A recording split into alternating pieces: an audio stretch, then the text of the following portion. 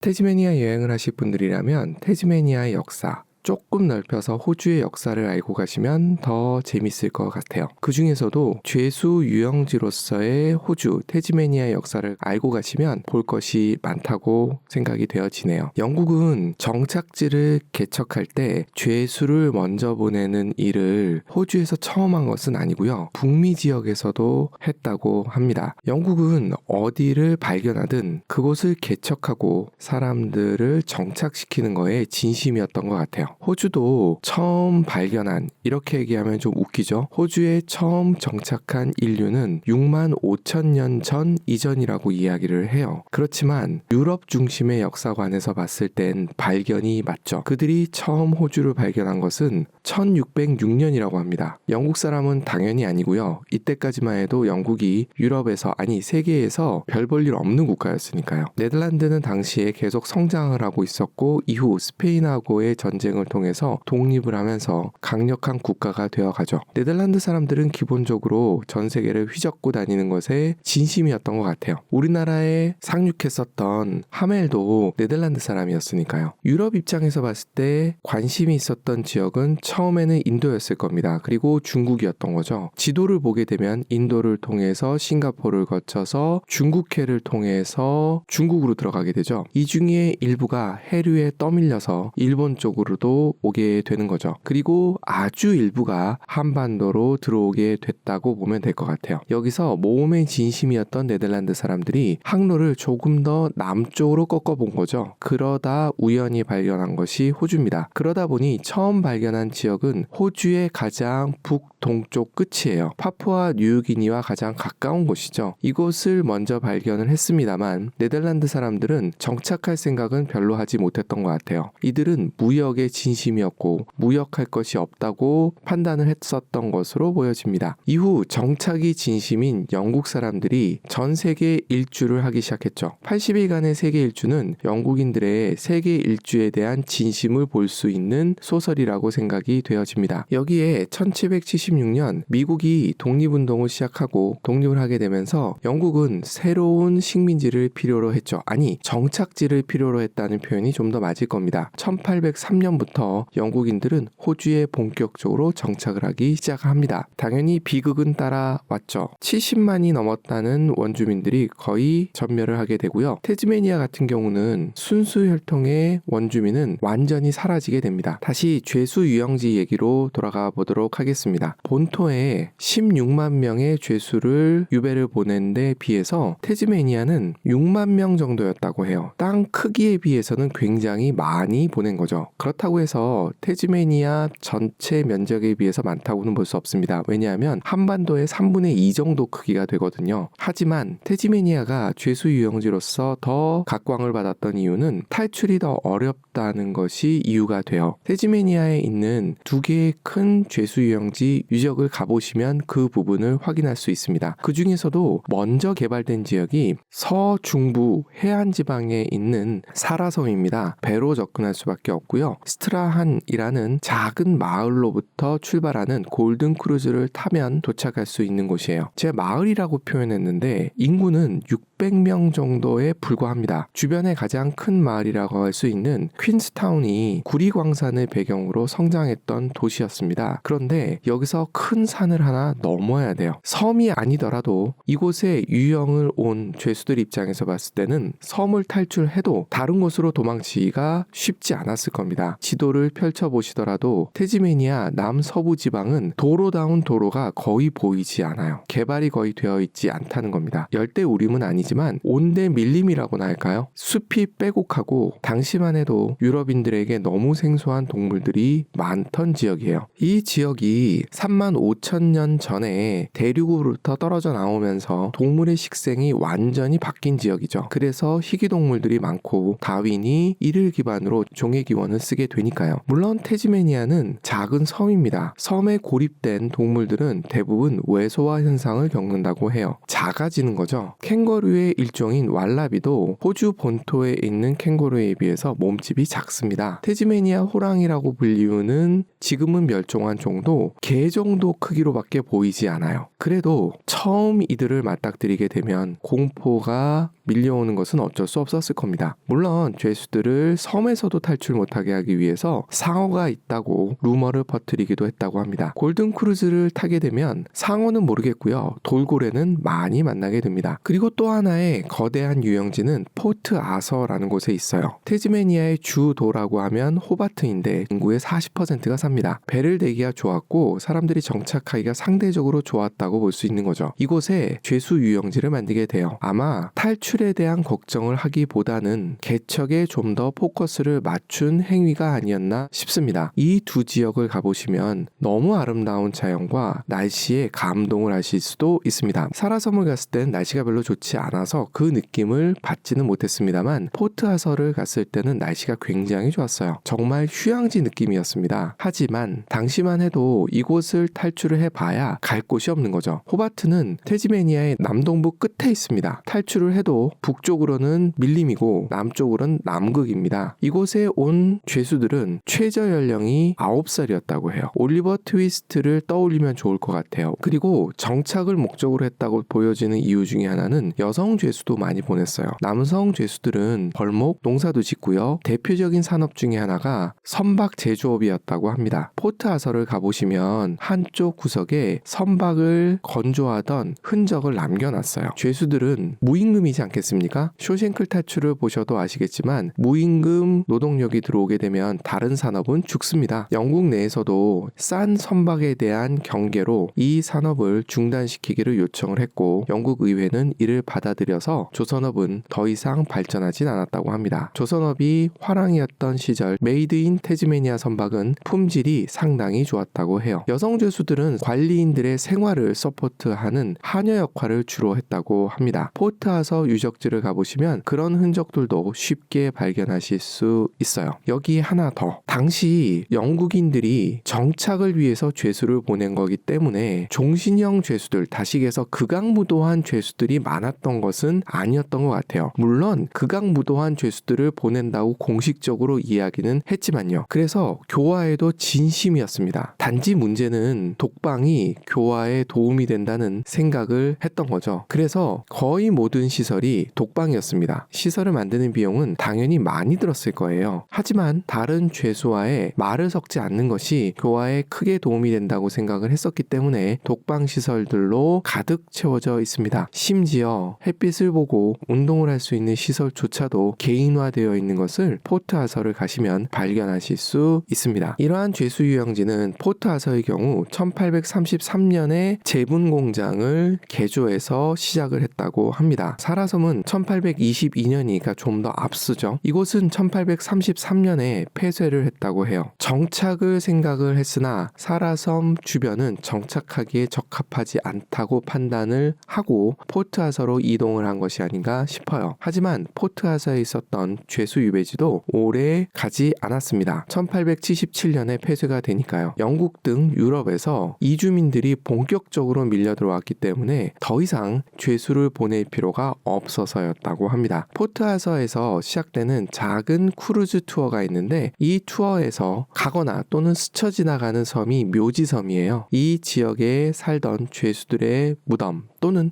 관리인들의 무덤이 있는 섬입니다. 하지만 원한이 서려 있을 것이라는 상상력은 좀 더 으스스한 느낌을 가져오게 합니다. 하지만 날씨가 좋다면 너무 아름다운 풍광일 뿐입니다. 그래서 이러한 공포를 최대한 활용한 상품 또한 존재해요. 고스트 투어입니다. 해가 지고 나서 과거 유영지를 걷는 투어인 거죠. 귀신이 나온다는 소문까지 만들어내면서요. 이러한 배경 지식을 좀 알고 포트 아서와 사라섬을 가신다면 훨씬 더 알찬 태즈메니아 여행이 될 것 같습니다.